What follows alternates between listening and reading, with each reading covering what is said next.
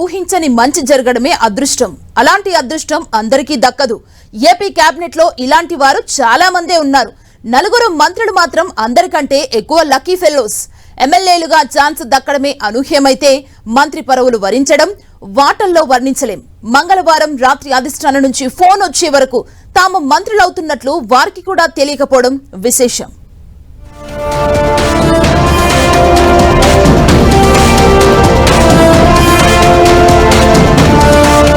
AP మంత్రివర్గ విస్తరణలో అనూహ్య పరిణామాలు టీడీపీ కార్యకర్తలను ఆశ్చర్యానికి గురిచేశాయి.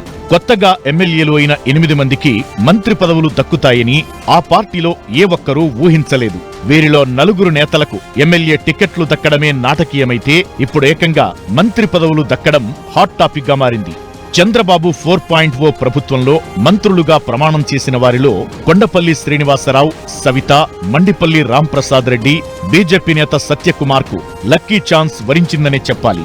వీరు 4 ఎమ్మెల్యే టికెట్ల కోసం తీవ్ర పోటీ ఎదుర్కొన్నారు. చివరికి అధిష్టానం నమ్మకాన్ని చొరగొని టికెట్లు నిలుపుకుంటే బంపర్ మెజారిటీతో గెలిచి ఇప్పుడు అమాత్య పదవులను కొట్టేశారు.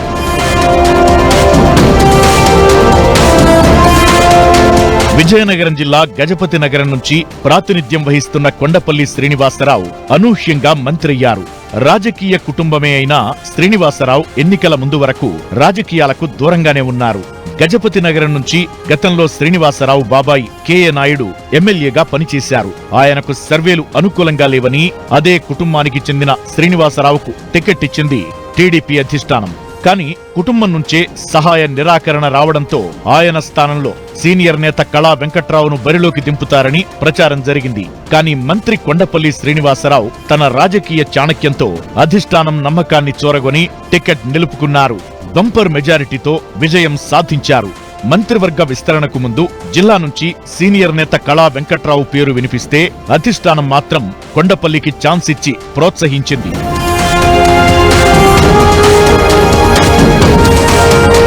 యువకుడు కావడం, విద్యావంతుడు అవ్వడమే కొండపల్లి శ్రీనివాసరావుకు కలిసొచ్చిందనే విశ్లేషణలు వినిపిస్తున్నాయి. అదేవిధంగా అనంతపురం జిల్లాకు చెందిన మంత్రులు సవిత, సత్యకుమార్ కూడా ఎమ్మెల్యే టికెట్కు తీవ్ర పోటీ ఎదుర్కొన్నారు. పెనుగొండ నుంచి గెలిచిన సవితకు హిందూపురం ఎంపీ పార్థసారథి నుంచి టికెట్ విషయంలో గట్టి పోటీ ఎదురైంది.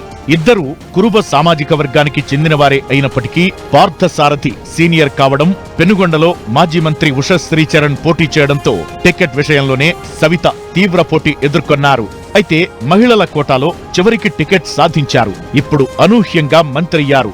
ఈ జిల్లా నుంచి టీడీపీ సీనియర్లు ఎందరో ఉన్నా అందరినీ పక్కనబెట్టి తొలిసారి గెలిచిన సవితకు బీసీ కోటాలో అమాత్య యోగం కట్టబెట్టారు చంద్రబాబు. ఇక సత్యకుమార్ కూడా ధర్మవరం టికెట్ కోసం మాజీ ఎమ్మెల్యే గోనుగుంట్ల సూర్యనారాయణ నుంచి పోటీ ఎదుర్కొన్నారు. కానీ తొలి నుంచి బీజేపీలో ఉన్న సత్యకుమార్ కే అధిష్టానం అవకాశమిస్తే ఇప్పుడు గెలిచిన 8 మంది బీజేపీ ఎమ్మెల్యేల్లో సీనియర్లను కాదని మంత్రి పదవి కూడా కట్టబెట్టింది బీజేపీ.